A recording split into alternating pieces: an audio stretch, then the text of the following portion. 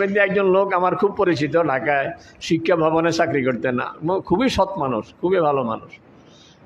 উনি মারাত্মক ক্যান্সারে আক্রান্ত, অবসর হয়ে গেছেন বেচারা।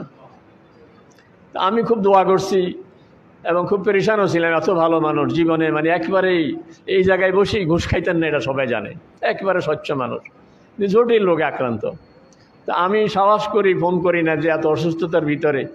অনেকদিন পরে ফোন করার সময় ভাবছিলাম যে বেশি আছে না মরে গেছে, কারণ পাকস্থলীতে ক্যান্সার, এই জায়গায় ক্যান্সার হলে তো বাঁচার কথা না। তো শেষে সাহস করি ফোন দিলাম, বলে কেমন আছেন? কাজে আলহামদুলিল্লাহ খুব ভালো আছে। রোগের কী অবস্থা? এখন খুব ভালো।